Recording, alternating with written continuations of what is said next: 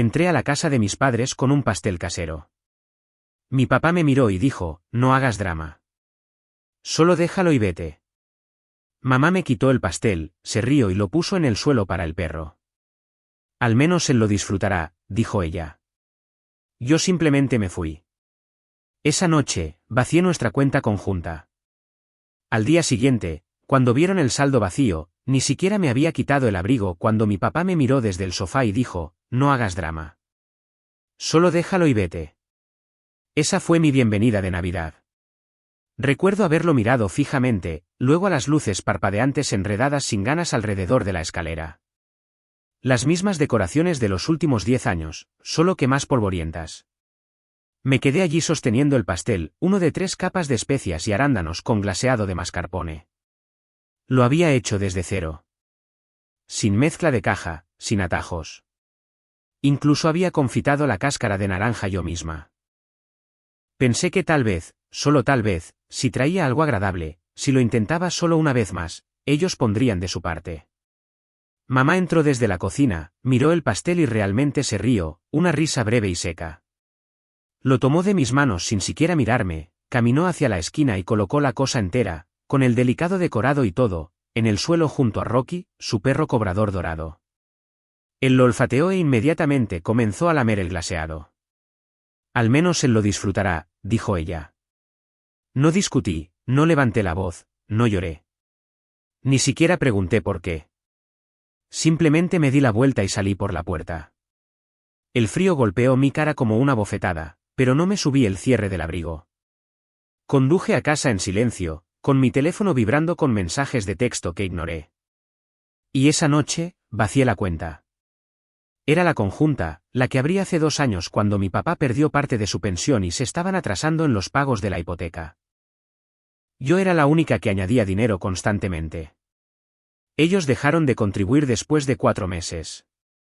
Yo había estado pagando los impuestos a la propiedad, el seguro de vivienda e incluso cubrí la reparación de su calentador de agua el invierno pasado. Siempre tenían una excusa, y yo siempre les creía hasta esa noche. No me sentí culpable cuando moví el dinero, 451.971 pesos. Ni un centavo de eso fue robado. No lo gasté, solo lo transferí a una cuenta privada y les quité el acceso. Para la mañana, yo era la villana. Primero fueron las llamadas perdidas, luego los mensajes de texto, luego las amenazas. Mi papá escribió que iba a presentar una denuncia policial. Mi mamá dijo que estaba avergonzada de llamarme su hija. Luego, agregó un mensaje que se me quedó grabado, siempre arruinas todo. Naciste dramática. Fue entonces cuando supe que esto no era nuevo. Esto era solo otro capítulo en un patrón largo y cansado, y yo había dejado que continuara durante años. Al mediodía, recibí un mensaje de texto de Elena. Tenemos que hablar. Llámame. Ella nunca tomaba partido. Ese era su papel, hermana del medio, siempre neutral. Le dije que viniera esa noche, y lo hizo. Pero trajo a Javier con ella, para lo cual no estaba preparada. Él ya estaba furioso cuando cruzó la puerta. No saludó. Solo dijo, les robaste su dinero. Les dije a ambos que se sentaran. Expuse todo. Les mostré los estados de cuenta bancarios, los recibos, cada factura que había pagado en los últimos 2 años. Busqué correos electrónicos donde mamá me agradecía por encargarme de la electricidad nuevamente. Incluso les mostré una captura de pantalla del mensaje que ella envió la Navidad pasada preguntando si podía adelantarles solo unos miles más para pasar el mes. Elena estaba callada. Ella miró el rastro de documentos y no discutió. Javier tampoco dijo mucho, pero después de 1 minuto, se puso de pie y dijo que iba a hablar con ellos. Le pedí que no lo hiciera. Le dije que lo tergiversarían, que siempre lo hacían. Él se fue de todos modos. Esa noche, Elena se quedó. Nos sentamos en el sofá mirando las luces del árbol parpadear en silencio. Entonces ella dijo algo que no esperaba. Siempre pensé que estabas exagerando. No dijo más que eso. No tenía que hacerlo. Al día siguiente, no supe nada de Javier. Ni por la mañana. Ni por la tarde. Sabía que él había ido allá. No necesitaba confirmación. El silencio me lo decía todo. Alrededor de las 3 de la tarde, recibí una notificación del antiguo chat grupal que ya nunca usábamos, el que se hizo originalmente para planear un viaje a la playa hace 5 años y luego se convirtió lentamente en un cementerio de mensajes no leídos y recordatorios de cumpleaños incómodos. Javier escribió: todos nos reuniremos mañana, a las 4 de la tarde. En casa de Elena. Un segundo después, mamá intervino. Ya era hora. Necesitamos dejar de fingir que el comportamiento de Mariana está bien. Miré la pantalla durante mucho tiempo. Quería responder. Quería decir, ¿qué comportamiento? ¿Querer ser tratada como un ser humano? ¿Querer no ser utilizada? Pero ya sabía cómo terminaría eso.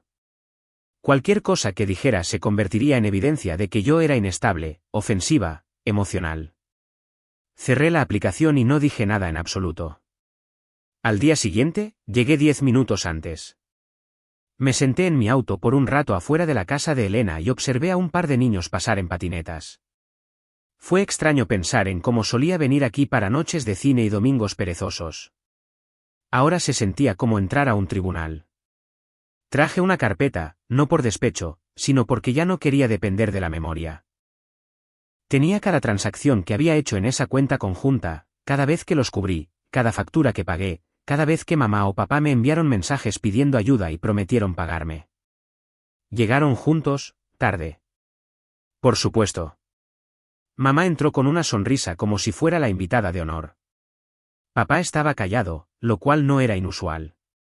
Él solo hablaba realmente cuando tenía algo de qué quejarse. Javier entró último, luciendo ya irritado. Apenas saludaron. Elena se sentó a la mesa de la cocina con una tetera entre nosotras, como si fuéramos a beber manzanilla y arreglar décadas de daño con una conversación educada. Mamá comenzó de inmediato. Dijo que yo reaccioné exageradamente, que lo del pastel fue un malentendido, una broma, que yo siempre fui demasiado sensible. Luego lo convirtió en un ataque a mi carácter. Dijo que yo siempre había sido así, dramática, demasiado emocional, fácilmente ofendida. Dijo que yo siempre hacía las cosas más difíciles de lo necesario. Papá agregó que lo que hice con la cuenta era criminal, que no tenía derecho, que los puse en peligro. Javier intervino, preguntándome si tenía alguna idea de qué tipo de problema había causado, como la hipoteca vencía la próxima semana y ellos estaban entrando en pánico. Esperé hasta que terminaron de hablar. Luego le entregué la carpeta a Elena. Sin discursos, sin explicaciones, solo papeles. Ella la hojeó lentamente. Se podía ver cómo le impactaba página por página, transferencias, correos electrónicos, confirmaciones de pago, una impresión de un mensaje de mamá preguntando si podía ayudar a cubrir solo una cosa más en marzo pasado. Entonces Elena levantó la vista y le preguntó a mamá directamente: ¿por qué no pusiste nada en esta cuenta? Mamá parpadeó como si no hubiera esperado que le preguntaran eso en voz alta. Murmuró algo sobre cómo no recordaba, como pensaba que era solo para emergencias, que no era gran cosa. Elena no lo dejó pasar. Señaló que yo había estado cubriendo su hipoteca, las facturas de calefacción de los padres, que el trabajo dental de papá se pagó con mi tarjeta de crédito, que yo no había tomado ni un solo centavo de ellos a cambio. Javier tomó la carpeta después. La revisó, luego la dejó y los miró fijamente a ambos. ¿Por qué dejaron que ella hiciera todo esto?, preguntó. Papá finalmente habló. Ella se ofreció, dijo. Le gustaba sentirse necesaria. Si estaba tan molesta por eso, debería haber dicho que no. Ese es el momento en que dejé de preocuparme si alguna vez veían mi lado. Estaba claro que no sentían culpa. No sentían nada en absoluto. Discutimos. Les dije que me humillaron en Navidad y que en lugar de disculparse, reafirmaron su postura. Dije que los había estado apoyando durante años y nunca los hice sentir pequeños por eso, pero ellos no tuvieron problema en avergonzarme frente al perro. No lo negaron. Mamá solo dijo: si quieres ser tratada como una adulta, deja de actuar como una víctima. Javier no me defendió, pero tampoco los defendió a ellos. Elena era la única que parecía genuinamente conmocionada. Preguntó si podíamos probar terapia familiar, dijo que tal vez todavía había algo que valiera la pena salvar aquí. No respondí. Solo recogí la carpeta y me fui. Esa noche, mamá me envió un mensaje de texto. Sigues siendo nuestra hija, pero necesitas ayuda. No somos el enemigo. A la mañana siguiente, recibí una llamada del banco.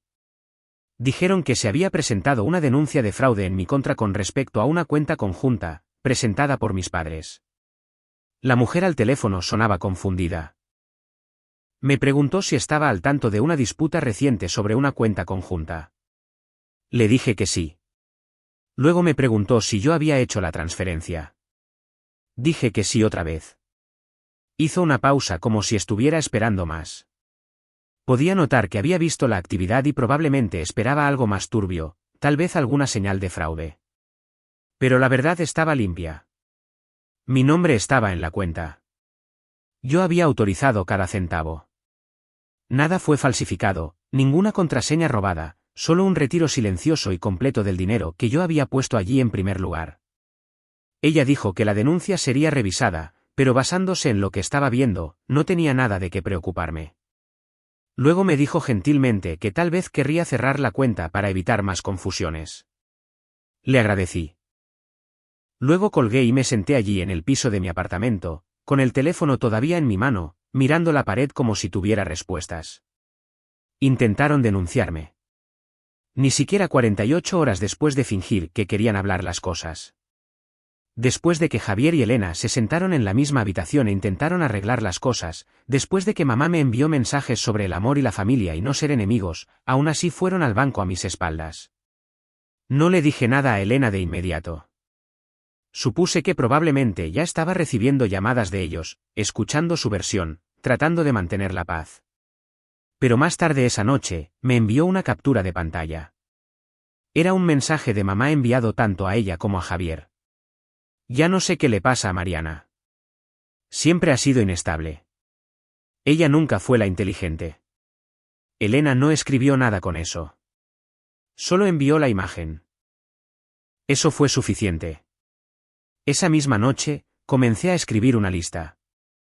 Fue algo que mi terapeuta sugirió una vez cuando estaba tratando de establecer límites, una lista de lo que has hecho por las personas que te dan por sentado.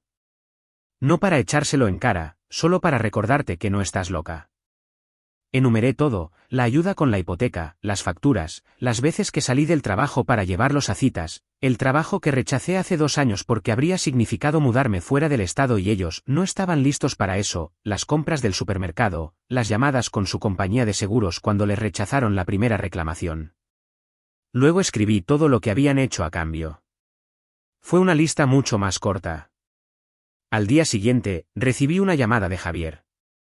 Preguntó si podíamos reunirnos, solo nosotros dos. Nos encontramos en una cafetería cerca de su apartamento. No esperaba mucho, pero él se veía más cansado que enojado esta vez. Dijo que había visto los documentos bancarios nuevamente, esta vez con ojos frescos, que tal vez había sido demasiado rápido al asumir que yo estaba haciendo una escena. Que tal vez había creído en la versión de las cosas de mamá y papá sin realmente mirar los hechos. Luego preguntó algo para lo que no estaba lista. ¿Todavía quieres ayudarlos? No respondí de inmediato. Dijo que estaban luchando, que la hipoteca estaba atrasada, que papá podría necesitar cirugía en la primavera. Que si me alejaba ahora, empeoraría para ellos. No lo dijo directamente, pero podía notar que todavía pensaba que yo debía ayudar, que simplemente debería ser la persona más madura. Pero le hice una pregunta de vuelta. Te dijeron que presentaron una denuncia de fraude en mi contra. Se quedó helado. No, no lo hicieron. Eso cambió todo. Para cuando nos fuimos, él parecía inseguro. Dijo que necesitaba tiempo para pensar. Le dije que se lo tomara. Yo ya no perseguía a nadie. Más tarde esa noche, Elena llamó. Dijo que venía a mi casa, y trajo una carpeta. Adentro había capturas de pantalla, mensajes que mamá le había enviado durante el último año. Algunos de ellos eran sobre mí.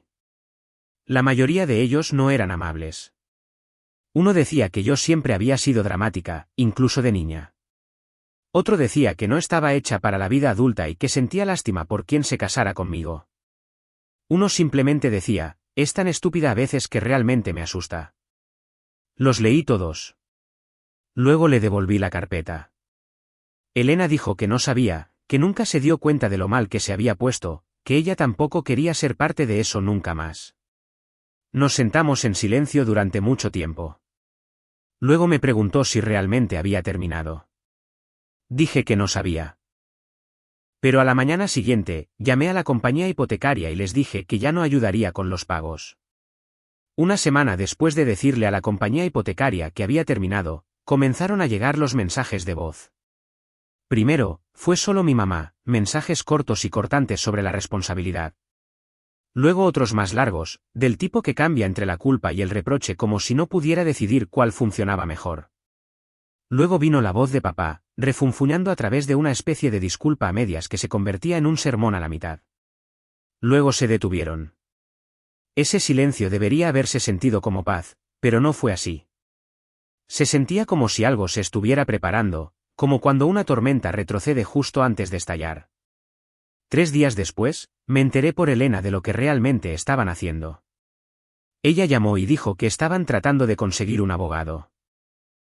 No para la cuenta, ya no, el banco había cerrado eso, sino que estaban preguntando sobre coerción financiera, diciendo que yo los manipulé para que me dejaran controlar el dinero y ahora lo estaba usando para castigarlos.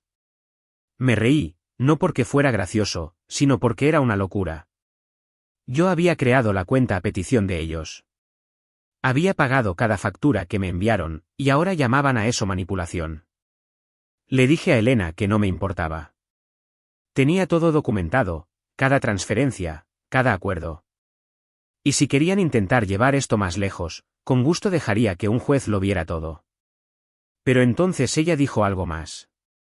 Le dijeron a la tía Lucía que estabas tomando dinero para drogas.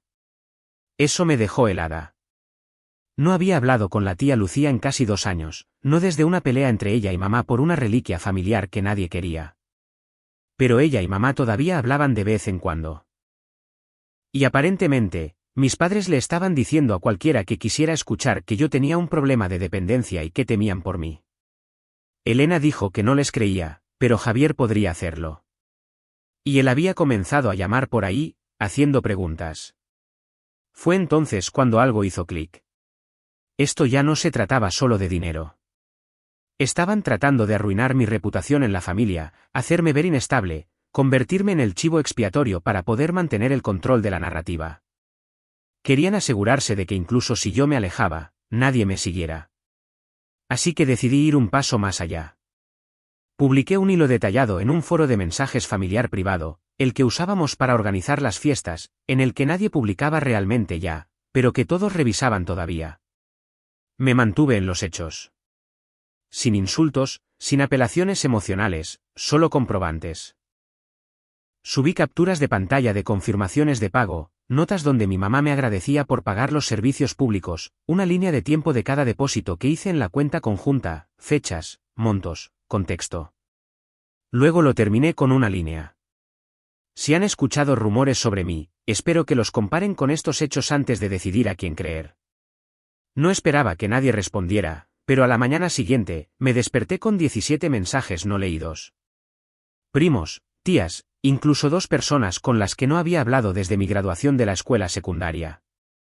La mayoría de ellos decían lo mismo, no teníamos idea. Gracias por hablar. Esto explica mucho. Luego vino la sorpresa más grande. Javier me envió un mensaje en privado. Todo lo que decía era, me mintieron. Unas horas más tarde, apareció en mi puerta. Parecía que no había dormido.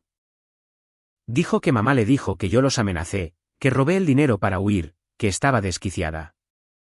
Pero después de ver el foro de mensajes y llamar al banco él mismo, supo la verdad. Luego me entregó algo. Era una lista impresa de transacciones, una que yo no había visto antes. Resulta que mis padres habían abierto una cuenta separada hace meses, una no conectada a mí, y habían estado recibiendo dinero en ella del Seguro Social, de una pequeña herencia de la que nunca le contaron a nadie, e incluso de Javier. No estaban en la quiebra. Simplemente dejaron de pagar la hipoteca a propósito.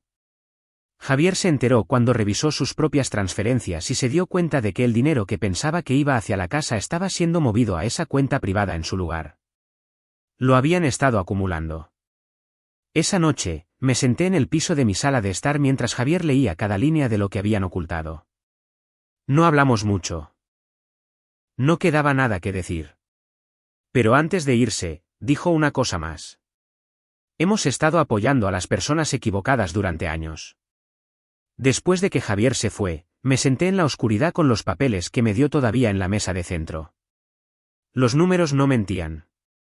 Más de 273.000 pesos canalizados silenciosamente a una cuenta separada de la que nunca nos hablaron.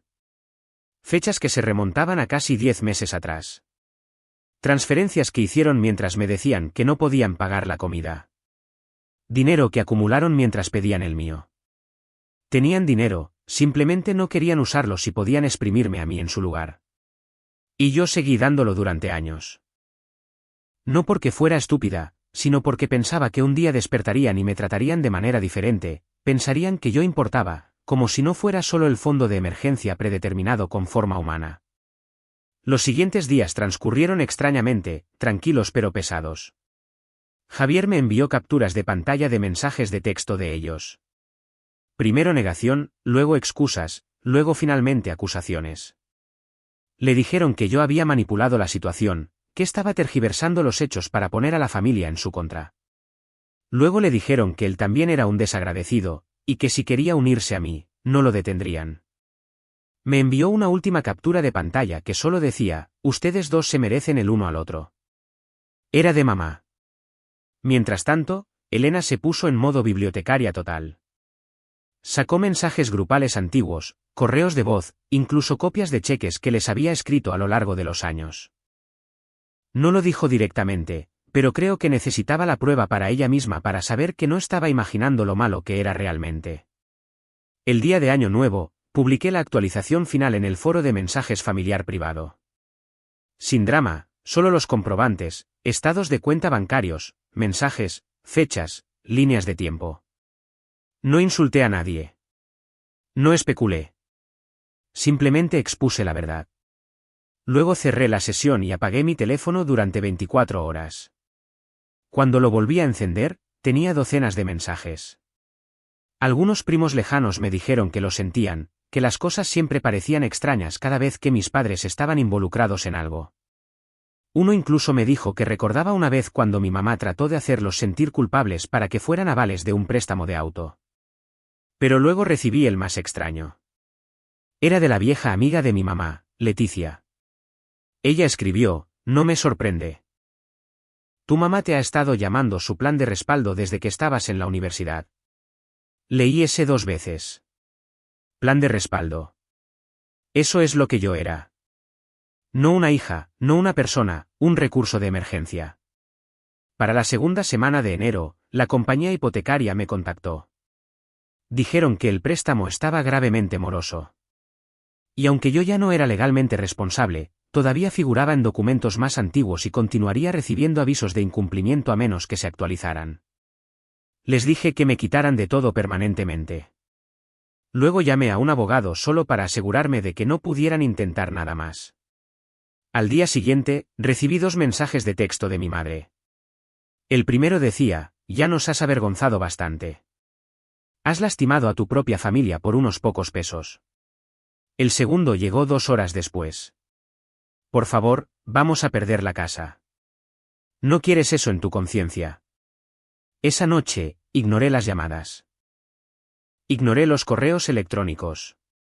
Me senté en mi balcón con una manta, mirando la ciudad y tratando de sentir algo. Alivio, tal vez, o paz. Pero principalmente lo que sentí fue vacío. Elena pensó que deberíamos intentarlo una vez más. Dijo que tal vez ahora, después de todo, finalmente estaban listos para cambiar. Ella había estado hablando con ellos de nuevo por separado, dijo que sonaban destrozados, dijo que nos extrañaban. Javier no dijo mucho cuando se lo mencioné. Solo dijo que extrañan lo que les dábamos, no quiénes somos. Así que fui. Elena fue la anfitriona de nuevo. Terreno neutral, la misma mesa de cocina, la misma dinámica cansada. Llegaron a tiempo esta vez. Eso era nuevo. Mi mamá se veía más delgada. Mi papá parecía que no había dormido en una semana. Ninguno de los dos dijo nada al principio. Luego, mamá se aclaró la garganta y dijo que lo sentía, no por nada específico, solo una disculpa vaga y sin forma que sonaba como si hubiera sido ensayada en el auto. Papá preguntó si podíamos superar esto, que la familia permanece unida, que las cosas se complicaron pero no pretendían lastimar a nadie. Luego dijeron que necesitaban ayuda, solo un poco, para evitar la ejecución hipotecaria, para ponerse al día con los servicios públicos, para superar una mala racha. Todavía se aferraban a la idea de que podríamos decir que sí, que nos ablandaríamos, que la culpa ganaría al final. Les dije que sabía sobre la segunda cuenta. No lo negaron. Pregunté para qué la estaban guardando. Mamá dijo sin siquiera parpadear, para la jubilación. Nos merecemos eso. Luego me miró directamente y dijo, siempre fuiste la emocional, Mariana. Siempre tan ansiosa por probar algo. Esa era tu debilidad. Entonces ella lo dijo. La cosa que creo que se moría por decir desde hacía años. Siempre fuiste la estúpida. Elena no se inmutó porque tenía su teléfono en su regazo, grabando todo el asunto. Cuando terminó la reunión, nadie se abrazó. Nadie dijo adiós. Se sintió como ver morir algo. Esa noche, Elena subió la grabación al foro de mensajes familiar y luego la borró 5 minutos después. Dijo que no le importaba si alguien la escuchaba, solo necesitaba una prueba para ella misma de que realmente había sucedido. A la mañana siguiente, los bloqueé. Teléfono, todo.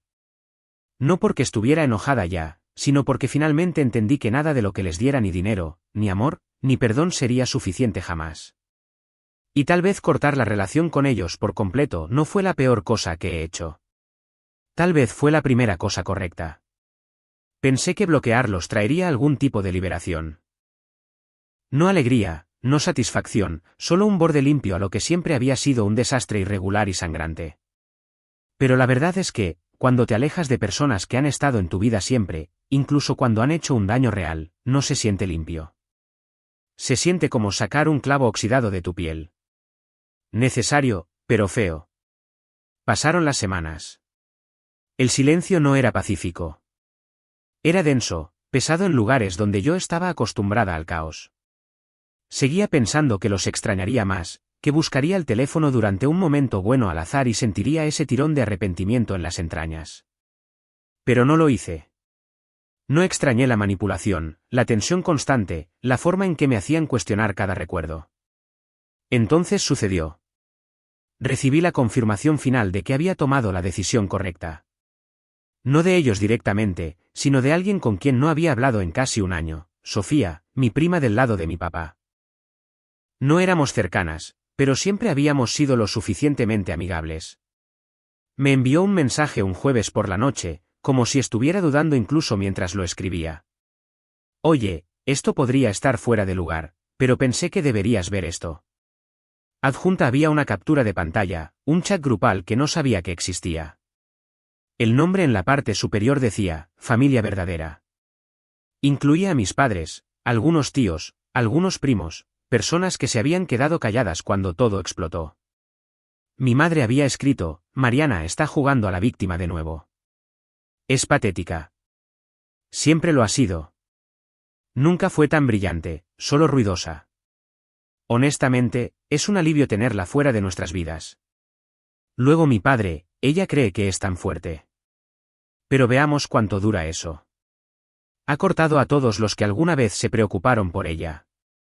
No es inteligente. Solo es terca. Alguien más respondió, ella volverá. Siempre lo hacen. Especialmente los estúpidos. Sentí ese viejo calor subir detrás de mis ojos, pero no lloré. No esta vez. Solo lo miré fijamente, no sorprendida, no herida exactamente, solo atónita por la consistencia, de que incluso ahora, después de todo, todavía necesitaban convencer a la gente de que yo era el problema. Todavía necesitaban convertirme en la villana para poder seguir siendo las víctimas en su propia historia. No le respondí a Sofía. Ella no pidió una respuesta. Creo que ella ya sabía lo que significaba esa captura de pantalla. Pero esa noche, abrí todos los archivos vinculados a ellos en mi computadora, archivos de antiguas transacciones bancarias, recibos escaneados, capturas de pantalla, correos de voz y los borré. Borré la carpeta de respaldo también. Ya no necesitaba evidencia. Ni para ellos, ni para nadie. Luego fui a mis contactos y eliminé a cada persona que se quedó parada mientras intentaban destruirme. A cualquiera que los vio tergiversar la verdad y no dijo nada.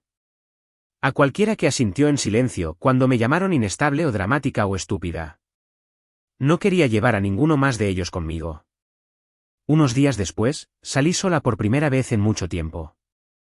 Entré a una pequeña pastelería en la que nunca había estado y me compré un pastel. Solo uno de vainilla simple con relleno de frambuesa. Nada lujoso. Cuando el cajero preguntó cuál era la ocasión, dije, solo yo. Lo llevé a casa, lo puse en la mesa de mi cocina y corté un pedazo. Nadie se burló de él. Nadie se lo dio de comer a un perro. Nadie me dijo que era demasiado emocional o que no era suficiente de otra cosa. Era solo mío, y me gustó. Esa noche, no lloré. No caí en espiral. No miré atrás. Me acosté en la cama y pensé en todo lo que di, todo lo que tomaron, y cuanto más silencioso sonaba el mundo ahora que sus voces finalmente estaban fuera de él. Y me di cuenta de algo. Ya no quiero que cambien. No quiero reconciliación. Ni siquiera quiero una disculpa. Solo quiero distancia. Y la tengo ahora. Después de todos los años que pasé tratando de ser lo que ellos necesitaban, finalmente me convertí en lo que yo necesitaba. Libre. Tal vez ese no es el final que la gente espera, pero es el mío, y eso es suficiente.